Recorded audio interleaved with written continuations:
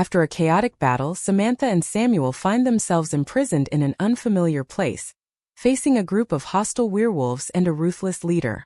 What will be their fate? What are the leader's plans and expectations for Samantha? And can she find freedom under the control of these werewolves? Join our pack. Subscribe to start your adventure. Chapter 21 Wolves Part 2. The large wolf stared down into our hole for what seemed like an eternity. Its eyes lazily glanced at me before moving to Samuel, where they'd been resting ever since. The wolf's gaze would occasionally glance upwards and look around, but it would always return to stare down Samuel. Samuel's face remained expressionless, despite the fact the wolf and he were seeming to silently communicate. However, the only information I could gather from their looks was an untold thought dancing in Samuel's eyes. Finally, the wolf's head started to creep away. I met Samuel's gaze and he gave me a once-over. My expression turned to a scowl as he smiled apologetically and opened his arms. He started to speak but was cut off by a smooth voice echoing from above. "I know you missed me, Samuel, but you didn't have to dig your own grave." I whipped my head upwards to see a man smirking down on Samuel and me. Thick and tousled brown hair fell around a bright and mischievous face. Sharp eyes bore into our own, but it was impossible to tell anything else. The sun was burning against the man's back, casting his face into long and untelling shadows. Samuel suddenly laughed. "I just couldn't help myself, Riley." I stilled. My breathing was cut off as my eyes darted wildly between the two men. "I don't really blame you there, Sammy boy," Riley chortled. "Now tell me, is this the mate I've heard nothing about?" I suddenly felt Riley's eyes burning into my shoulders. I kept my gaze down but glanced quickly to Samuel, just in time to see him shrug his shoulders. "Let's do introductions later. You want to tell me what's going on up there?" "I already told you." Riley shook his head as he glanced up momentarily. "There's not a lot going on. It seems like they're all in the house. Stupid sons of bitches didn't think anyone would get into their camp." "How many are there again?" "Close to 60. It seemed about a third or a little more were fighters. And the rest? Probably their families." Samuel finished with a glance my way. I met his gaze and deepened my scowl, folding my arms and pushing myself deeper into the dirt wall. I heard Riley shuffling around above us, but neither Samuel or I paid him any mind. Samuel kept my gaze, his eyes searching my features. "You got the bullets?" Riley suddenly asked. Samuel kept my gaze for a moment longer before he shifted his weight and slowly stood. He reached into his pocket and pulled out the small bullets, holding them up for Riley to see. I looked at his fingers and swore I could hear the skin sizzling as the material burned deeper into his fingertips. Riley nodded at us as his face suddenly disappeared for a moment. In that moment, Samuel expertly threw each bullet towards the sky. They smoothly passed through the silver bars where they fell into Riley's extended hand. He inspected them each for a moment while they burned small holes into his palm. "This is pretty pure. How did they get it?" "I didn't exactly have time to ask them that." Samuel rolled his eyes. "Well, that was helpful of you." Samuel mumbled under his breath while he sat back down. I shrank further into the wall as Riley's face appeared once more, watching us. Though I knew his eyes were resting more on me, it was impossible not to feel the heavy glare. "You know what? I'm going to need you to shift," Riley suddenly commanded Samuel. Samuel stilled for a moment. "Why?" "Because I need to tell you what's happening and don't want the human to hear." I glared at the figure above me. Samuel hesitated for a moment and I felt his wary gaze rest on me. A second passed and I wasn't surprised when I heard his bones start to crack. I shook my head and brought my gaze to the ground as the sounds filled my ears. My hands clenched into fists around my knees as I pulled them against my chest. The position burned like hell, but it only fueled the fire rising inside of me. My brain was slowly wrapping around the situation and my thoughts were turning to rage, drowning out everything else. I didn't bother to look at the two as they conversed. Didn't bother to take notice of Samuel's large blonde wolf dominating our prison. My teeth clenched as I thought of the previous night. I'd been weak, tired, and vulnerable. My mind was still wrapping around the fact that not only had I been caught while on the run, but I'd been shot and thrown into a makeshift prison. Samuel saw my weak state and manipulated me in a moment of pain. He lied. He feigned concern. He made me believe he was considerate. I squeezed my eyes shut tightly as I forced back tears. They weren't tears of sorrow, but a token of pure anger. I'd let my guard down, even though I knew I should have expected this from him and nothing less. This was all he was capable of. Now it was just one more tally mark on a list of my mistakes and misplaced trust. Their conversation didn't last long, and much too soon I heard bones cracking once more. Scuffling sounded above as Riley took off running, but only silence greeted me from Samuel. He shuffled around his side of the hole as he pulled his pants on and breathed a little heavier. For a few moments I could tell he was standing in the middle of the room staring at me, probably expecting me to explode at any given minute. Honestly, I waited for that moment as well. Eventually, I felt him start walking towards me. I whipped my gaze up and sent him a look of death. Every feeling of anger and hatred I could muster was put into my expression, as I used it to dare him to come one step closer. It worked for a moment as he suddenly stilled mid-step and took a deep breath. His face was tentative and afflicted, but I refused to soften my glare. I was determined to make him squirm as long as possible. He stared wide-eyed at me for a moment before slowly sinking to the ground where he sat, uncomfortably. I don't think I've ever seen a glare like that. You could win a contest for sure, Samuel laughed once, attempting to lighten the mood. It didn't work. Now that he was sitting, I tore my gaze away and rested my chin on my knees. I stared at the wall as if it was suddenly the most interesting thing in the world when in reality, it was the only distraction keeping me from tearing across the room and slapping Samuel in the face. Samuel shifted his weight and spoke slowly. I know you're mad, but in my defense, we aren't getting out of this without him. I scoffed but stayed silent. My words were simmering, waiting for the right moment to be unleashed. He would have come anyway. It just would have been a matter of time. Samuel tried again. I rolled my eyes at his justification. He could do no wrong. If I didn't talk to him, then I can't guarantee he wouldn't have killed everything in his path looking for me. This was the best option. His words danced in my mind and my eyes snapped closed. I could tell Samuel was growing impatient, but his irritation only fueled my own. He lowly growled as he tried again. You can't be mad, Samantha. I was just doing what's best. I saw red. I saw a furious, dark, burning fire that defeated any and all other senses. I can't be mad. I breathed out, slowly opening my eyes. I can't be mad. I questioned again, raising my gaze to Samuel's. His face was contorted into an unreadable expression, but I saw the fire dancing in his eyes too. I was challenging him and he was gladly accepting. You have no right. My voice was low, barely above a whisper. My hands were trembling as I felt the fire encompass every limb. I have every right, Samuel stated, his short fuse starting to burn. I shook my head and scoffed. To think that I trusted you for even a moment. I let out a harsh breath. You've just proven everything. A low rumble came from Samuel's chest. Samantha, you need to calm down. Don't you dare tell me to calm down, I bit out. He took a deep breath. You're acting irrationally. You're in pain, hungry, tired, and you're not thinking straight. Though his words were calm, his voice was dangerous. I don't want to do this. We'll be out of here soon and then we can talk. You have no idea what I am thinking, Samuel. Don't even try that with me. My voice was slowly rising. You're being ridiculous. I snapped. I snapped hard. If you think I'm being ridiculous, you better look in a goddamn mirror. I screamed. I was only doing what's best. Samuel suddenly matched my temper. I shook my head wildly. You have no idea what's best. All you think about is yourself. You have absolutely no right to go around trying to tell me what I should feel and how I should act. You have no idea what the hell is even going on. What the hell is going on then, Samantha? Huh? What piece of information did I miss apart from you running away and causing all of this? If you would have just listened, then we wouldn't be in this shithole in the first place. Do you think I wanted you to come after me? I suddenly roared. What do you think I was running from? Samuel stilled, closing his eyes. His voice lowered considerably, adding to the danger. We both know that's bullshit. You were planning to run long before you met me. Stop blaming me for your mistakes. The only mistake I made was not running sooner, I seethed. You lied to me. You outright lied to my face. Just so you could please your goddamn alpha and drag me back to hell. You think that town is hell. I know it is. Samuel suddenly stood and advanced towards me. He stopped a few inches shy of my shaking frame. You have no idea what hell is.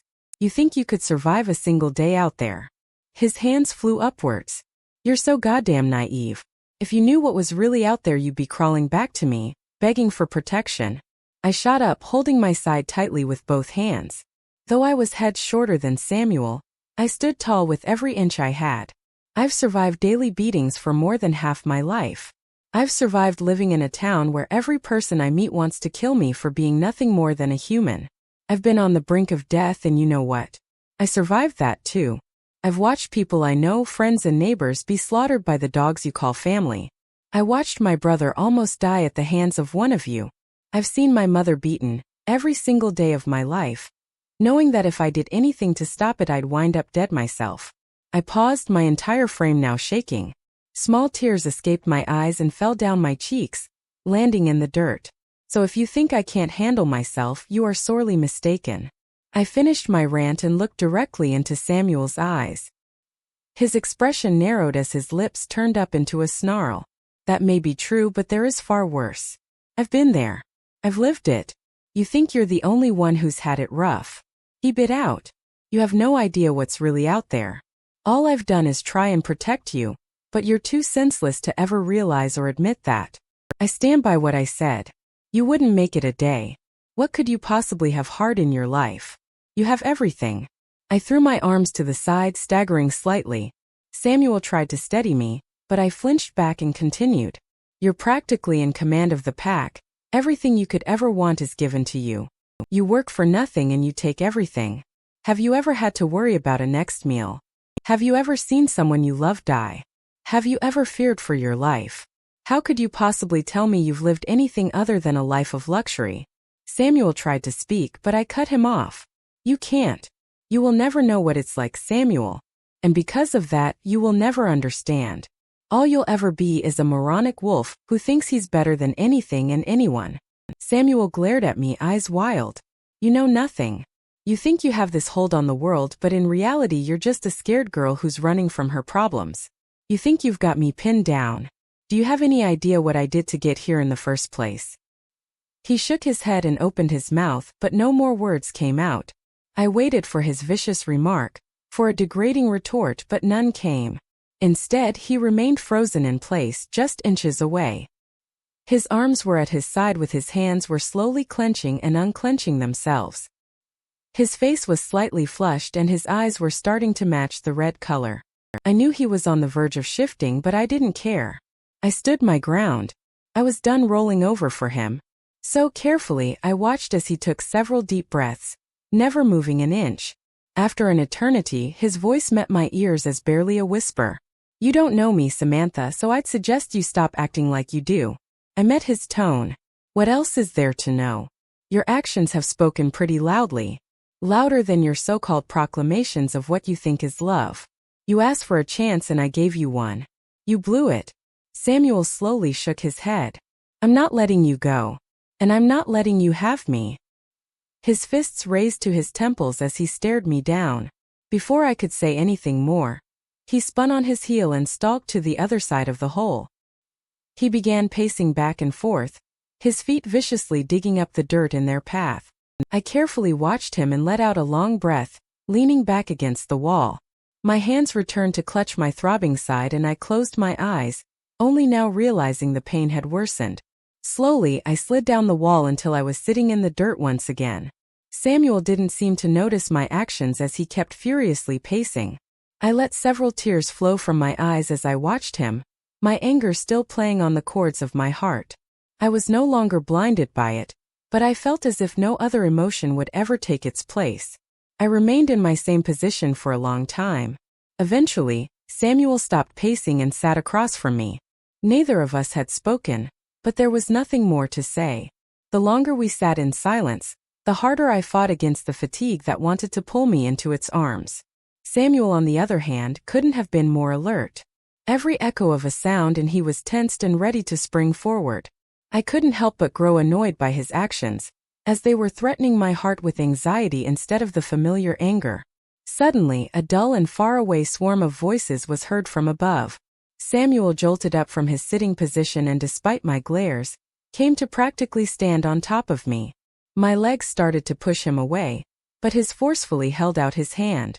I don't care what just happened, but you need to listen to me now. They're coming. Chapter 22 Bound. I stilled at his words. They're coming. I looked wildly up towards the sky, expecting to see heads peering down at us at any moment. Samuel was practically standing on top of me now, hiding most everything from view. Who's coming? What's going on? I harshly whispered.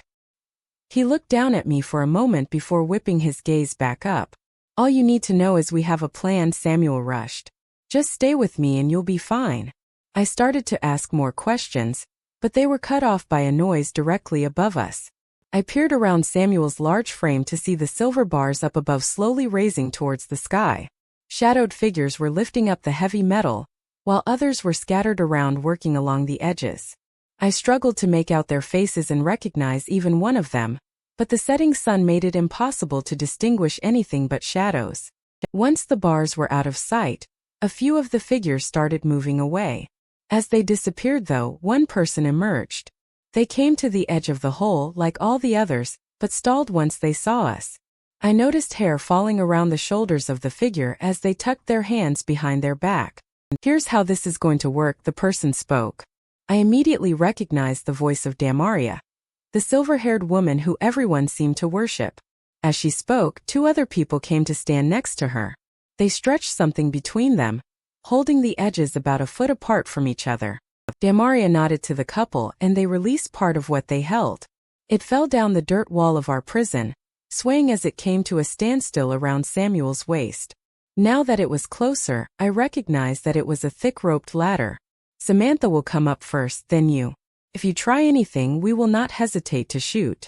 As she spoke, I heard the easily recognizable clicking of a trigger locking into place. I quickly started to get up and make my way towards the ladder, but Samuel held me down with one hand. He shot me a glance, silently telling me to stay in place. When Samuel was sure I wasn't going to move, he looked at Damaria and lowly spoke. We come up together or not at all. Damaria sighed. You're not in the place to be making demands. Actually, I am. We're happy to stay down here for as long as we need. My eyes widened. I tried to stand again, but Samuel's hand was still holding my shoulder down. My eyes darted to Damaria, who was still as a statue, watching us with a never-ending calculating stare. I gripped Samuel's leg, grabbing his attention. Samuel, I'm not. Wait, he whispered so only I could hear, squeezing my shoulder. Then, he lifted his voice to Damaria. We come up together or not at all. At Samuel's words, the two people beside Damaria began to raise the rope ladder. I watched in horror as it rose above my reach. It continued to ascend and neither she nor Samuel moved to stop it. They stared each other down as the rope kept climbing inch by inch. Then suddenly, Damaria held out her hand. The two figures holding the ladder immediately stilled, the rope just a few feet from the surface. Damaria continued to stare but said nothing. She eventually nodded to Samuel, who immediately turned to face me. As he did, she disappeared from view. A couple more people replaced her and took the rope, binding it down to something in the ground. Get on my back, Samuel lowly spoke as he lifted me up by my forearm. Quickly obliged. I sprang from my position, holding onto Samuel's arm for support. When I was steadily standing, he crouched down low enough for me to climb onto his back. I hesitated only slightly, glancing between the rope that had just been dropped down and Samuel's bare back. My stomach churned at the thought of holding onto him so intimately. Samuel noticed my small hesitation and turned to face me, sending me a careful look. He held my gaze for just a moment before turning to face forward again. I shook my head and took a shaky breath, trying to calm myself. This was the only way out. Once we were above ground, I could take off running and never look back. That was the driving thought in my mind as I felt my arms wrapped around Samuel's neck. He grabbed my legs and hoisted me further up as he slowly stood, adjusting my weight against his own. I bit back a gasp as the movement stretched my side, making it feel as if my body was being torn apart. Samuel noticed my discomfort. I'm sorry, but this is going to hurt. Just hold on and try not to choke me. I immediately loosened my grasp around his neck, causing him to chuckle slightly. He walked towards the ladder and gripped the thick rope, pulling against it forcefully. When he was satisfied with the strength, He turned his head to the side a bit. Ready. I quietly nodded my head while burying my face in my arm and preparing myself for the misery of the climb. Samuel wasted no time as he caught hold of the rope and hoisted us upwards, his feet catching on the rope beneath us. We swayed slightly, but Samuel was quick with his movements. He didn't hesitate as he moved from one rung of the ladder to another. I, on the other hand, struggled. Samuel kept an upright posture, but the gravity pulling against me was straining muscles that I didn't know I had. I involuntarily tightened my grip around his neck and shoulders, my legs doing the same around his waist. I squeezed my eyes shut as I tried to concentrate on holding on instead of the burning pain from my side slowly eating me away. Samuel whispered encouragements to me, reassuring me we were getting closer and closer to the top. After what seemed like an eternity, our bodies finally met the solid ground.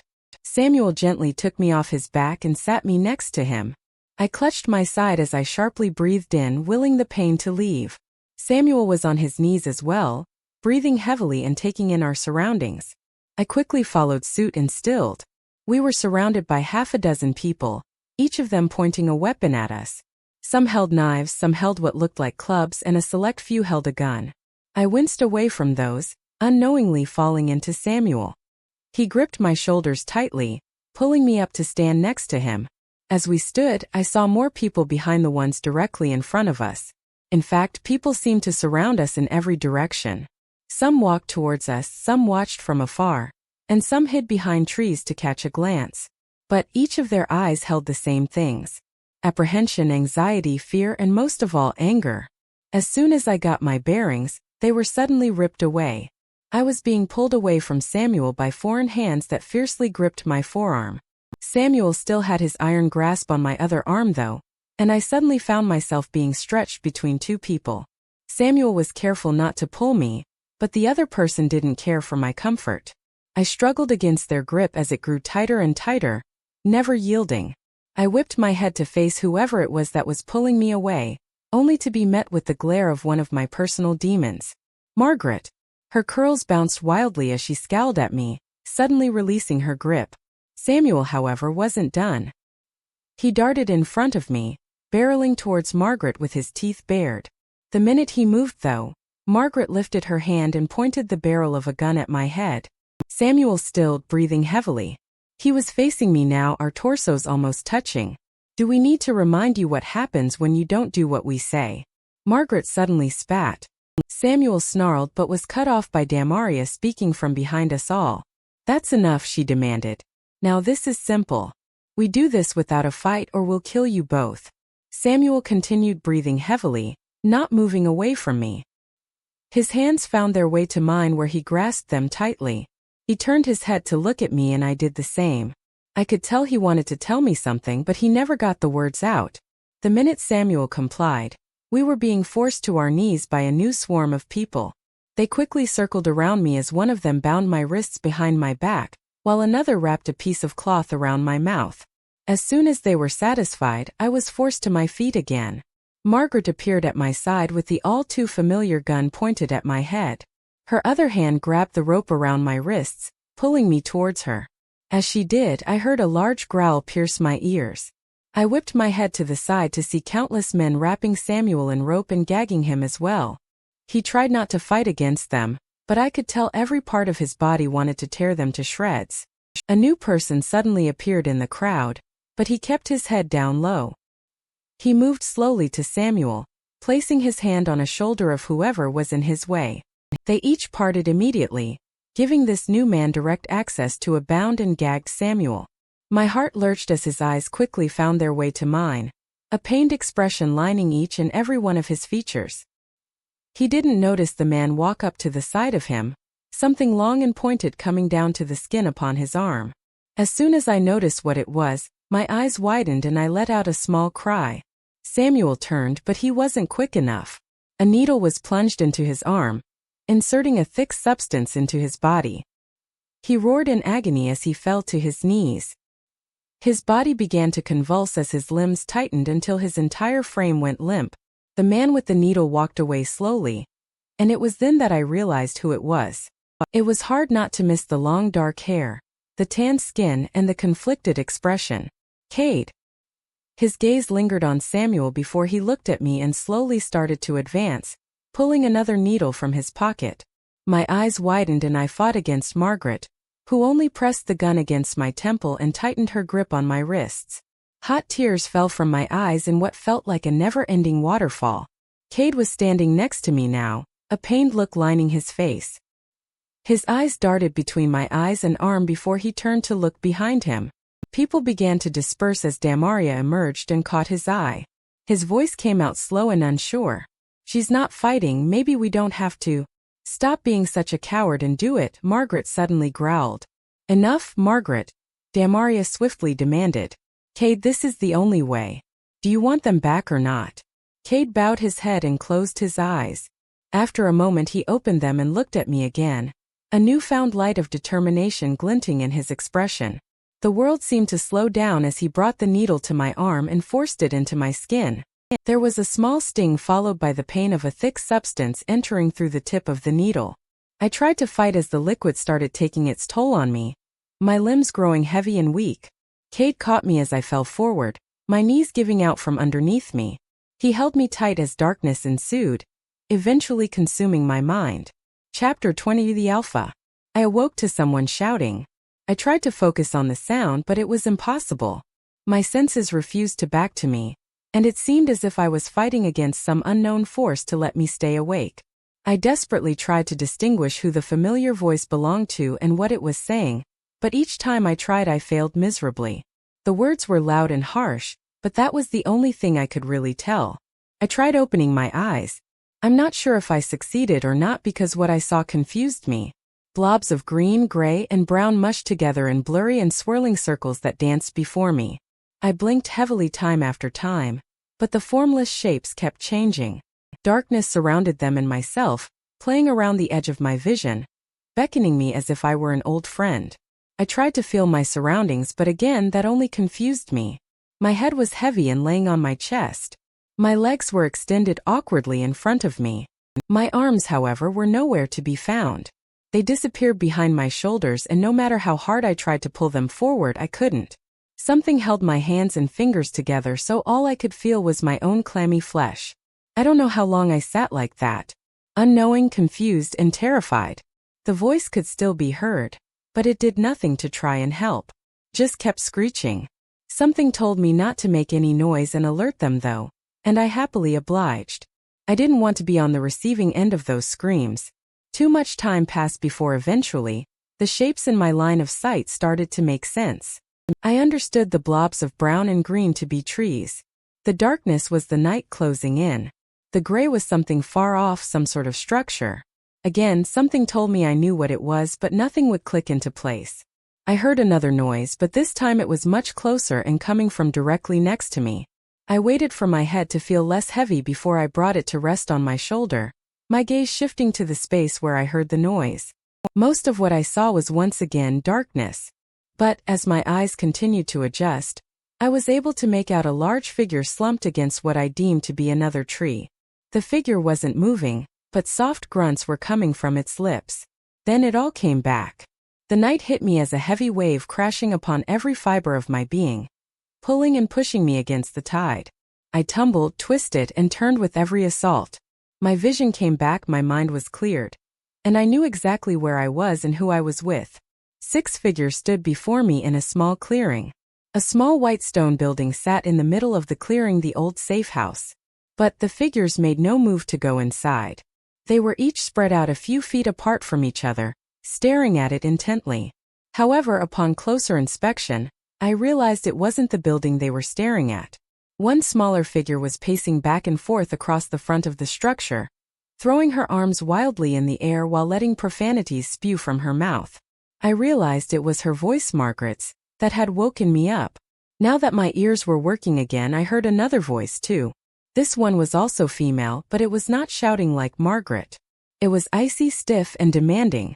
I couldn't make out the words, but I followed the sound to the shape of another woman standing in the middle of everyone else. The short white hair and tall frame revealed the woman's identity as Damaria. Though her frame was unmoving, I noticed her head flick to the side with any movement from the trees. She watched her surroundings carefully, waiting for something. After a few moments she snapped in Margaret's direction, and her shouting immediately died down. She stopped pacing and moved to stand next to the 3 other figures. I could tell they were men, but I didn't recognize them. I only recognized one other person from the group in front of me, and it was perhaps the one person I least wanted to see. Cade was standing slightly away from everyone else, though still close enough to clearly be a part of the group. He was standing on his toes, bouncing slightly. A large white box was held in his hand, and he kept incessantly fidgeting with the clasp. A few other supplies were next to him, things I recognized as towels, water, and a long and wide piece of wood. The soft grunts came from beside me once again, and I whipped my gaze around to find a barely conscious Samuel tied to the tree next to me.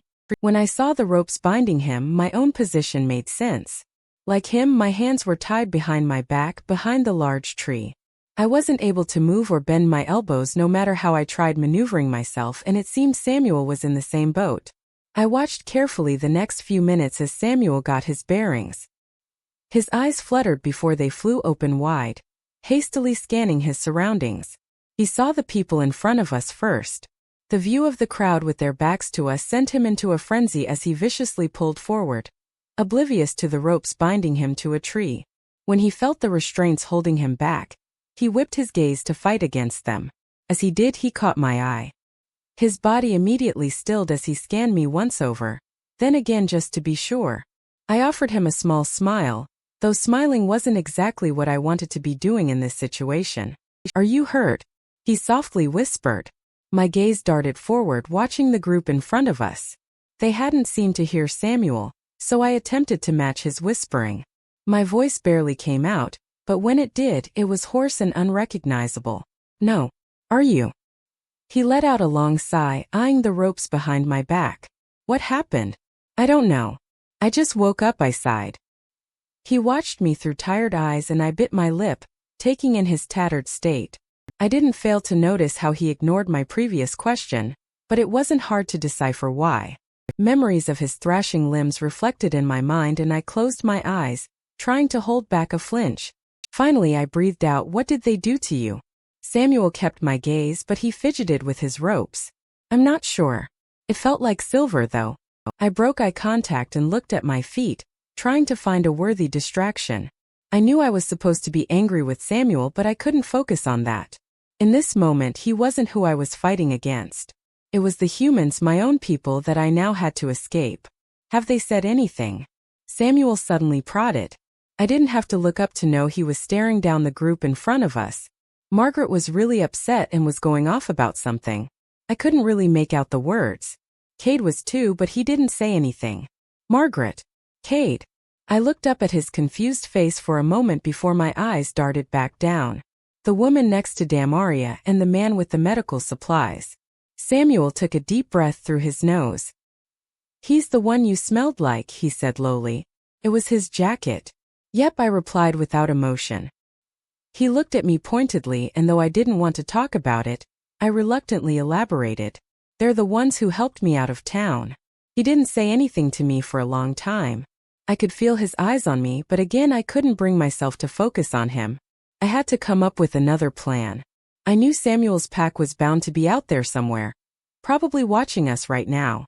If that were true, they'd free us. The minute they did, I'd run.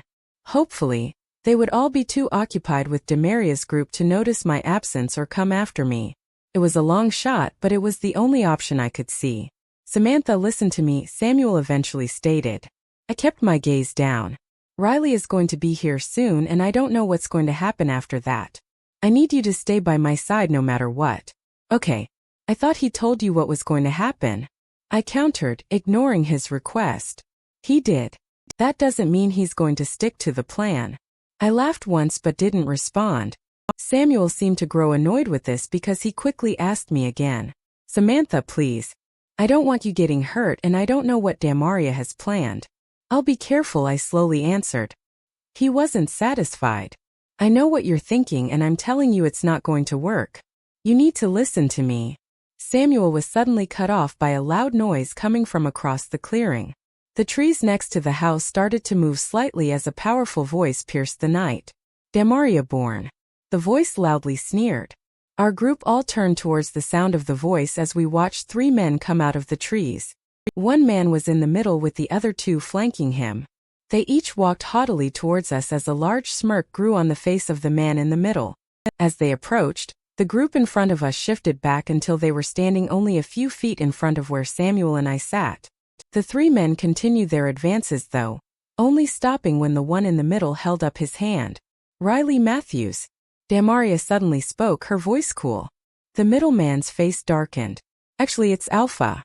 I thought you'd have a little more respect seeing that you did call on me." I stared at the man in the middle, taking him in. I'd only seen Riley once before, and that was just hours ago. At that time, I hadn't been able to define much of his features. Now that I was able to take in his whole frame, I realized he wasn't what I expected, and it was unnerving. He had the typical werewolf build, large and broad shoulders, thick muscles and clenched fists. But he was much taller than average. His height towered over every person in the clearing. However, it wasn't his height that demanded attention. The thing you couldn't look away from was his face. Bright red eyes shone constantly and thick tousled brown hair accentuated their color. I realized they were the same color that Samuel's eyes were each time he shifted. However, there was something more lurking in Riley's eyes. They were wild, ferocious, unforgiving. They were the kind of thing you saw right before death. I held my breath as the 3 men suddenly looked towards Samuel and me. Riley's frame stiffened and his expression grew to the rage of 1,000 storms. "Are you all right, Samuel?" He ignored everyone else and spoke only to the man at my side. Samuel shifted, tugging on the rope behind his back. "I'm fine," he growled. "I assume you brought them." Damaria interrupted, stepping into Riley's line of view. It was then that Riley nodded to the men at his sides. They both disappeared and reappeared a moment later with a line of people being towed behind them. I widened my eyes at the sight. They each had rope binding their hands and wrists, and they were tied together like cattle being led to a slaughter.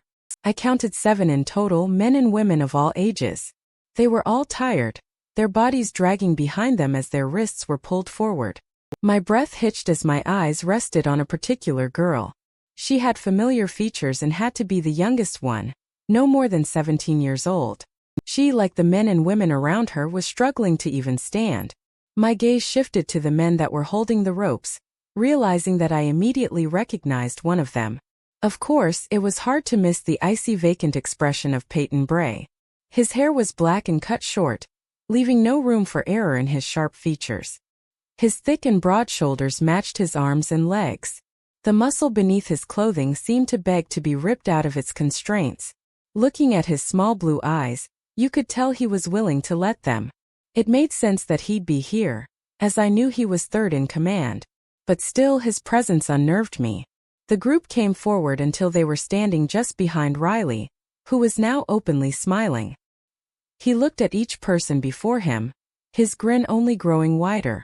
Damaria noticed and quickly tried to take control. "Give them to us and we will release these 2. She deliberately gestured towards Samuel and me. Riley cocked his head and faked a sigh. "Where's the fun in that?" He gestured behind him and Peyton grabbed the nearest person to him, who happened to be the girl I'd been studying earlier. When Peyton grabbed her, she looked around wildly, reaching out to another man that stood next to her. He was a bit older, but it was hard to miss the similar features. The more I studied them, the more I realized they had features exactly like someone else I knew. This man reached out and tried to grab the girl, but he was quickly pulled away from her. The young girl let out a cry as she was shoved harshly into Riley's arms. Damaria's group noticeably stiffened, and I heard something fall. My gaze whipped to where the noise came from to see Cade struggling to stand still. He dropped the white box and medical supplies had been spilled all around him. A man held onto his arm as he pulled Cade back, but Cade only had eyes for the girl in Riley's arms. As she struggled, I noticed the man the girl had reached out to was fighting to get to her. Before he could accomplish anything, Peyton turned to him and forcefully locked his hands behind his back and around his neck. Riley stroked the young girl's matted dark hair. "Such a precious thing. I assume she belongs to you." He pointed his smirk at Cade. Riley then noticed Peyton holding the other man and smiled wider. "Seems they're both yours. Is that so?" "That doesn't concern you," Damaria spoke authoritatively, glancing to Cade. "We had a deal. Now hand them all over." Yes, we did. Riley paused, looking down at Cade's sister. She had her eyes closed and I noticed the gleam of tears on her tan cheeks. But, it just doesn't seem fair to me. I mean, you get all of these humans back and a chance to leave forever. What are you giving me again? Damaria narrowed her eyes. You're Beta and his mate. I saw the two men behind Riley shift and exchange glances. Riley, however, seemed to already know what I was. He frowned and stuck out his bottom lip, a mock-sad expression lining his features. I still don't see how this is fair. Stop playing games, Matthews. We had a deal. Riley suddenly sneered. He looked at the girl beneath him, his smile only growing as he watched her terrified expression. Yes, but you see, deals are so easily broken. With his last word, he placed a hand on either side of the girl's head and twisted, breaking her neck in one easy gesture. All hell broke loose. Chapter 24. All hell. The minute Riley snapped the girl's neck, Cade screamed. It was a sound, unlike anything I'd ever heard. He immediately lunged forward and broke free from the person holding him back. He wasn't the only one charging the wolves, though. Countless figures burst from the trees behind us. Men and women brandishing silver weapons charged the three men, their screaming drowning out Cade's. Damaria slipped behind them as she and Margaret barked orders. The werewolves, however, had been expecting this. The minute people emerged from the trees, wolves appeared across the clearing. Though there weren't as many of them as the humans, there was enough.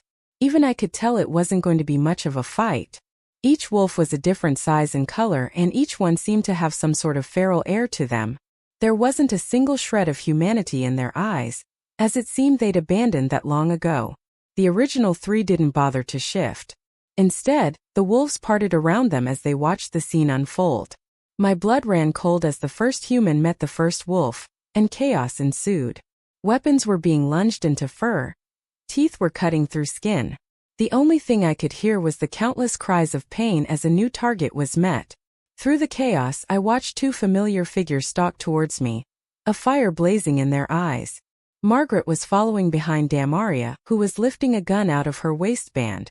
For the first time since I met her, I saw something shine in her eyes. Fear. Before they could come any closer, Samuel was screaming with rage. I whipped my gaze just in time to see him burst forward from the tree and lunge at Damaria. Before she could fire her weapon, Samuel was on top of her. I heard her scream, but it was cut short by two gunshots ringing through the trees. Margaret stood next to the duo, arms extended and pointed at Samuel. His roars echoed through the trees, and then suddenly he wasn't alone. Riley appeared next to Margaret, hitting the gun out of her hands. She whirled around to face him, but before she could, her head was ripped clean from her neck. I heard myself scream, but the noise was drowned out by everyone around me. My hands pulled desperately against their restraints as I watched Margaret's body crumple, blood spilling from the gaping hole where her head once was. Riley paid her no mind as he stooped down to where Samuel rested. He raised him from the ground, but his body was limp. Riley wrapped his arm underneath Samuel and started carrying him away, but not before he sent a sickeningly forceful kick to Damaria's head. Her head fell to the side and blood started oozing from her ear. I stayed silent, frantically working on the rope that had my hands tied, as Riley dragged Samuel back through the chaos. Then suddenly my hands were released. I quickly brought them forward as I heard someone move from behind me. My gaze rested on a dark figure holding another man at his side, and I recognized Cade immediately. I looked at him in the ropes, confusion lacing my features. "I'm sorry this happened," he started breathlessly. His eyes darted behind me before he continued, his voice pained and cracking. "I just wanted my family back." And with that he was gone. He disappeared into the trees and I was left kneeling on the ground in shock. It only took another second and a glance at the fight behind me before I tore after him. I wasn't running after Cade, but I knew he'd be going in the right direction to get away from everything. I didn't pay attention to the noise behind me, the burning in my side, or the warning signals sounding in my mind. My eyes scanned the terrain as I expected to pass Cade and the other man at any second, but I never found them. That didn't thwart me though, as I wasn't concerned with finding them. The only thing I could think about was running. My limbs were heavy and they tripped over every fallen branch, every random twig. I wasn't making a lot of progress no matter how desperately I tried. My body was tired. I hadn't eaten. I'd barely had any water or sleep. In the last few days I'd walked miles upon miles without stopping. So, it was in this moment where I needed my body most that it was deciding to fail me. I wanted to scream. I wanted to cry and throw my fist into a tree. But I focused every last thread of my energy into putting one foot in front of the other. I listened carefully to the forest behind me, trying to detect any signs that I was being followed. I didn't hear anything, but I knew that meant nothing. The forest was the wolves' domain and they could easily conceal themselves. As I stumbled forward once more, I tripped over an uprooted tree. I couldn't catch my footing before I fell, and I ended up lying face first in the mud. I quickly tried to lift myself back up, but the atmosphere around me suddenly changed. I don't know if it was a shift in the air or perhaps the trees warning me of the danger, but somehow I knew something was terribly wrong. Someone was here. Fear coursed through my veins as my limbs froze in place. My heart pounding in my chest was the only thing I could hear. I stayed plastered to the ground, somehow knowing what was going to happen before it hit me. Pain. A flash of red. Then darkness. When I awoke, I only knew one thing. I was cold. My body was shivering and my limbs were curled around myself, trying to conserve what little heat I had left. However, as I laid there, I knew there wasn't any more to be found. I slowly opened my eyes, not eager to face reality. Though I desperately tried not to, I remembered everything. The fight, the run, the flash of red, and then the darkness. I wanted to stay there and let my mind be filled with its seclusion, but I never got that mercy. Life wasn't even kind enough to slowly guide me back to the light. It didn't allow me to forget a thing. Reality was hitting me like the daggers of ice spreading across my skin. My eyes slowly adjusted to my surroundings and what I saw surprised me. A familiar stoned room with a used fire pit in the middle. The door leading outside and into the forest was to my left. The small back room I'd snuck out of was directly across from me. I was in the hold safe house. First I thought I was alone. But, as I scanned the room, my gaze landed on a heap by the fire pit. I immediately recognized the heap as Samuel. Scenes from the clearing entered my mind and all I could think about was Riley dragging away Samuel's lifeless body. But sitting here, watching his chest slowly rise and fall, I knew better than to think him dead. My body twitched violently as I tried to adjust my position. I tried to hold back my groan, but I wasn't successful. At the noise, the door to the small room opened and two figures emerged. I kept my gaze down though, as I knew exactly who they would be. "Looks like one of you is finally awake," Riley suddenly spoke. I didn't respond, but I heard the two men's footsteps draw closer to me. My heart started pounding in my chest as I closed my eyes, fearful of what they would do. "Oh, come on, Samantha. We don't bite," he sneered. "That's Samuel's job." My breath caught in my throat and I suddenly looked up. Riley was standing next to Samuel's unconscious body, but he wasn't watching me. His eyes followed the other man as he walked around the room and towards the front door. "Don't be too long, Bray," Riley voiced. The figure of Peyton Bray paused, nodding towards Riley. "I won't." He quietly exited the building and I suddenly found myself alone with Riley. Fear twisted my heart and clouded my vision as I watched him slowly walk the length of the room. I tried again to sit up as he got closer to me, but my body wouldn't move. He watched me curiously as I flinched again, my hands flying to hold my side. "You're bleeding," Riley stated. I tried not to roll my eyes. I had a few things I wanted to say, but I knew I wouldn't have as much forgiveness with Riley as I did with Samuel. "You're allowed to speak, you know." I shook my head, avoiding his gaze. He sighed.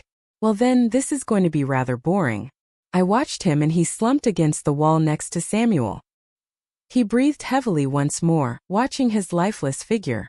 "He's going to be okay, you know." I stayed silent, but my eyes were trained on Samuel as well.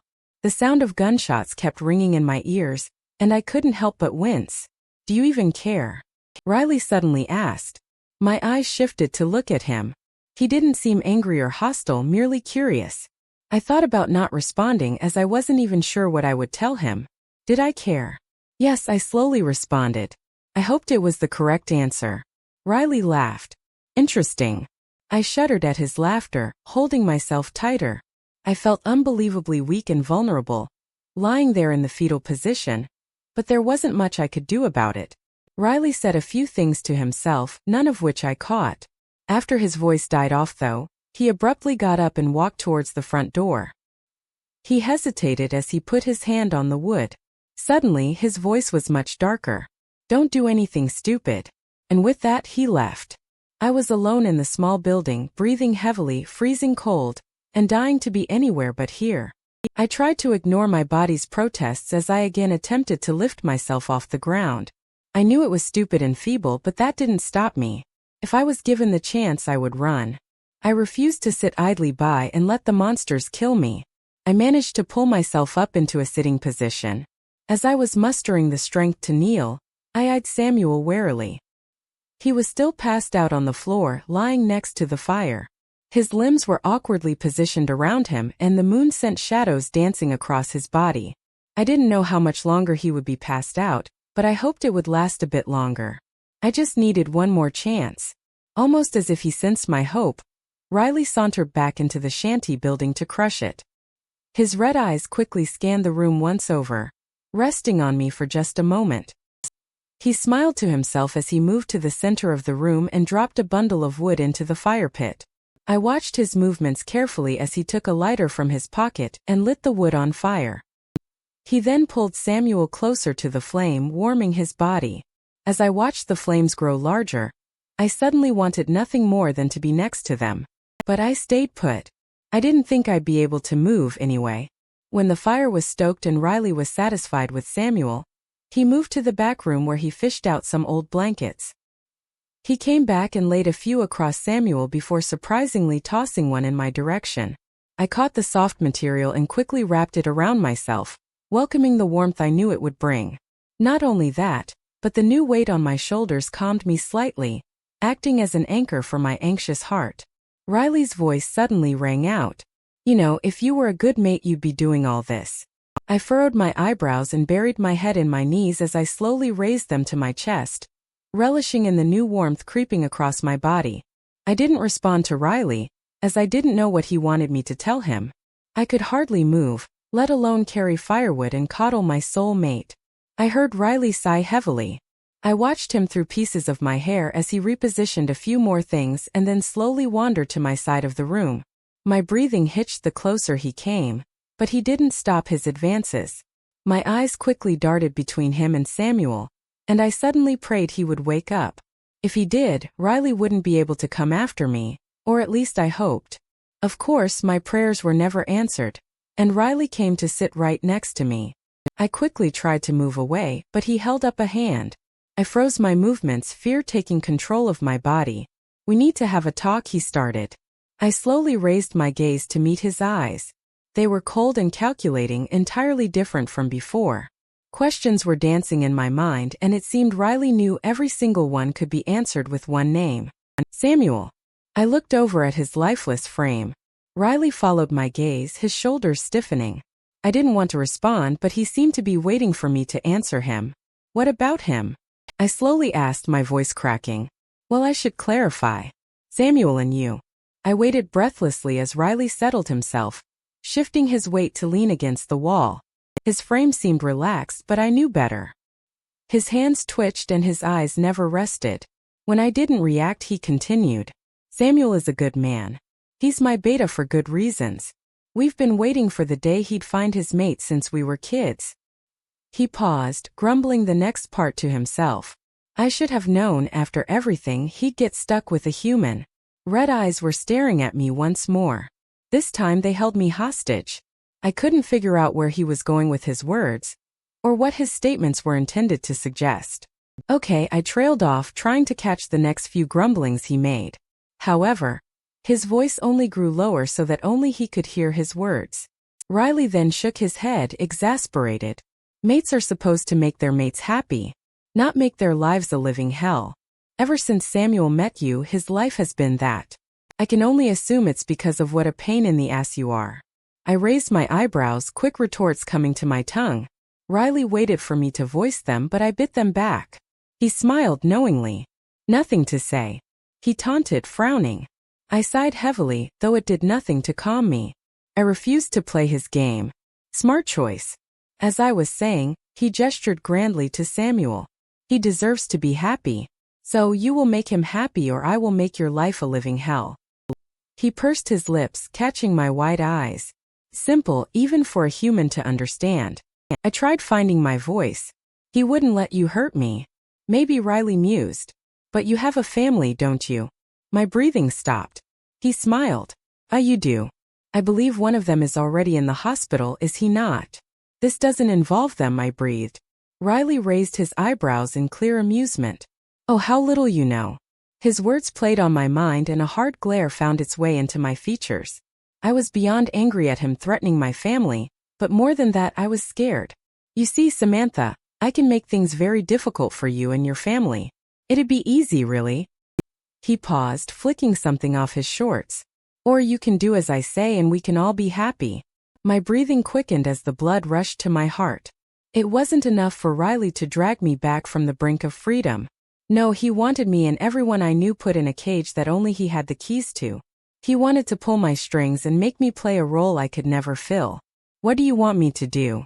I bowed my head, my hands curling tightly around my legs. It's easy, really. I'm sure you can manage it. The hard glare sank further into my face as I stared at the ground, waiting for his response. He plastered a smile on his features, clearly enjoying the fact that he had complete and utter control. Let Samuel turn you. My breathing stopped. Riley took my silence as defiance. Listen, if you really love being a human that much, then I guess I'll put my warriors to work. Your brother's name is Will, right? He took the phone out of his pocket and began dialing a number. Panic struck my heart as I lifted my head and threw my hands at his phone. He'd been anticipating this, though, and only tossed it to his other hand. What could be the matter, Samantha? He raised his eyebrows in mock surprise. I struggled with the pain that was rising from my side as I struggled to speak. Please, please don't hurt them. My hands started to shake as my eyes darted from him to the phone. His expression darkened with sick pleasure. It will take one call. One. His hand held up the phone, his thumb hovering over the deadly button. Please, please just leave them alone. They have nothing to do with this, my voice broke. I broke with it. Riley suddenly snarled. If you don't want them hurt, then I suggest you do what I say. I bent my head. My heart ached. My limbs sagged. Even though I knew what would happen to me, I didn't think twice about Riley's deal. I would not risk their lives for anything. Tears started forming in my eyes, threatening to spill, as I whispered my answer. Okay. I'm sorry, what was that? I slowly lifted my gaze, fat teardrops falling down my cheeks. I'll do it. I'll do whatever you want. Riley smiled. A putrid, triumphant smirk. Yes, you will. Chapter 25. You're not going to run. I watched Riley's smirk widen as the horror slowly crept into my mind. He seemed to know he had complete and utter control, and he was relishing in it. In that moment, the only thing I could manage was keeping myself from screaming. I wouldn't give him that satisfaction. In the midst of our silent battle, Samuel stirred. We both watched him intently as he groaned and shifted his weight around. For a moment I thought he would wake up and I'd be rid of Riley's company, but eventually, he settled down once more, remaining unconscious. After Samuel's stirring, Riley was slow to bring his gaze back to me. When he did, he had a new light in his eyes. The anger was gone and had quickly been replaced by something that could be mistaken for happiness. This is going to be good, he nodded to himself. His eyes lingering on Samuel's frame. You're not going to screw this up. I found myself nodding. Riley seemed pleased with my reaction as a sincere smile spread across his face. You're smart, Samantha. I don't think I'm going to have to worry about you, am I? He waited patiently for my response. I tried finding my voice, but it wouldn't come. His previous threats were still running rapidly through my mind, and it seemed as if I could focus on nothing else. Riley watched me carefully and thought for a moment, rubbing his hand along his stubbled chin. You've got to make him believe it, too. You've got to make him believe you're here by choice. I nodded, even though I didn't know how that was going to be possible. Samuel knew I hated him and everything he stood for. That would never change. Riley couldn't be more pleased with my reaction. He sat back against the wall and relaxed his shoulders, placing his hands on his knees. A content smile was plastered on his cheeks and I didn't think it was leaving any time soon. It did seem to light up his features, making him appear much younger than he actually was. Though he had a boyish face, I knew Riley was much older than he seemed. We'll have to have a plan, he eventually mused, shifting his weight. Samuel's a smart guy and I don't want him suspecting anything. Riley looked at me expectantly, but I only nodded my head again. He laughed at my simple motions, shaking his head in disbelief. Maybe if Samuel had known this was all it would take to tame you, he would have done it himself, he mocked. I closed my eyes, but other than that I didn't acknowledge his comment. I let his words roll off of me and disappear into the cold air. My prior anger threatened to slip through my tongue, but I couldn't let it. Not now that Riley held all the strings. Riley stretched and groaned slightly. His eyes flickered between me and the door as he pursed his lips. Well, it's getting late. Bray is taking too long and frankly, I'm tired. Riley stood up and slowly made his way to the back room, where he started moving things about. His back was turned to me and the only thing I could see was his muscles tensing as he reached around, searching for something. Before long, he came back out of the room holding something heavy in his hands. As he approached, I made it out to be a bundle of thick and frayed rope. I watched warily as he came to kneel next to me, the smile never leaving his face. One of his arms reached for my hands but stopped when I flinched back. I avoided his pointed stare and tucked my arms under my legs, praying he would leave. My eyes rested on the rope, and it suddenly felt as if I was being caught all over again. I knew I should be listening to Riley, but I didn't know if I could be tied up again. Not so soon after I'd gotten free. Not when I was alone in a small room with two werewolves. The images of Riley tearing Margaret's head clean off her shoulders were still fresh in my mind, and if I was tied up it would be even easier for him to do the same to me. He sighed and tooted condescendingly. You were doing so well, Samantha. Surely you aren't afraid of a little bit of rope. He held out his arms to show me the tangled mess. As he continued speaking, he untangled the material and laid it over his knees. I guess I understand. I mean, those humans were pretty nasty. You can actually thank them for this rope here. They've got quite a few handy supplies. He paused, looking at my wary features. His grin slowly turned into a smirk. I do have a good reason for this, though, and it's not just to torture you. We can't have you running off now, can we? I bowed my head, burying my glare. He reached for my hands, easily overpowering my feeble attempts at resistance. My wrists were then clamped in his meaty hands as he started an intricate knot, humming a tune in time with his movements. I tried to follow them, but it was impossible. He moved with precision and speed as if he did this countless times per day. Then again, he probably did. He saw me watching him and suddenly paused, catching my eye. I carefully looked back at him as a thought crossed his features. He tilted his head side to side and frowned thoughtfully before finally speaking. New plan, he chirped. At that, he started undoing the ropes around my wrists. I looked at him, bewildered, as my skin came back into view and he gathered the rope back in his arms. My body stayed frozen when he abruptly stood up and walked back to the small room, depositing the rope in the doorway. When he turned back to me, a different kind of smile was on his face. You're not going to run. My eyebrows involuntarily raised. He'd said the statement casually, as if he'd only been talking about the weather. When I stared into his red eyes, though, I knew there was a more sinister meaning. What? I breathed out. You're going to stay by Samuel's side for when he wakes up. He said it as if it was the simplest thing in the world. My eyes darted to Samuel's unconscious figure. He was still laying by the fire, several blankets covering his body. They rose and fell evenly, keeping time with his heavy breathing. I slowly brought my gaze back up to Riley. Why? He rolled his eyes. It's part of the plan, isn't it? My face contorted in confusion. We'd never actually specified a plan for Samuel's and my new relationship, but it seemed Riley had it all figured out. Whether or not he decided to share that plan with me was still undecided. Plus, like I said, he continued, his voice a tone darker. You're not going to run. What makes you so sure? I decided to play his game, if but for a moment. He laughed, but his expression told a different emotion. Because if we wake up and you're gone, I would have no problem going back home and killing everyone before you even made it out of the forest.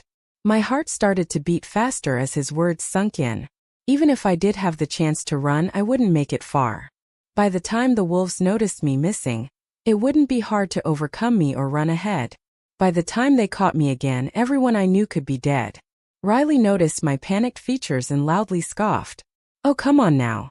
You didn't think you'd actually be able to outrun a werewolf, did you? His words stung. They pierced my heart like 1,000 knives. Of course I thought I could outrun them.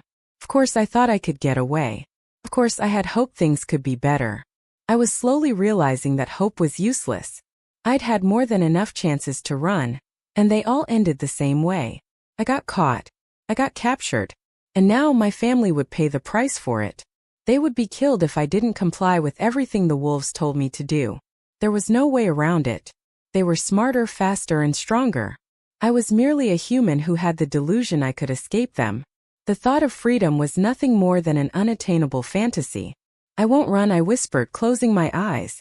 Countless emotions threatened to spill out, but I willed the tears away and let a numbness slowly overtake me. No, you won't, Riley sang. Like I said, you're a smart little human. Riley was at my side in the next instant, hoisting me off the ground. His grip wasn't rough, but it was demanding and forceful. He kept a steady hand on my upper arm and shoulder as I stumbled a bit, dizzy from the sudden change in position. Along with that, the wound in my side started to burn once more, and I wasn't sure how much more blood I could lose.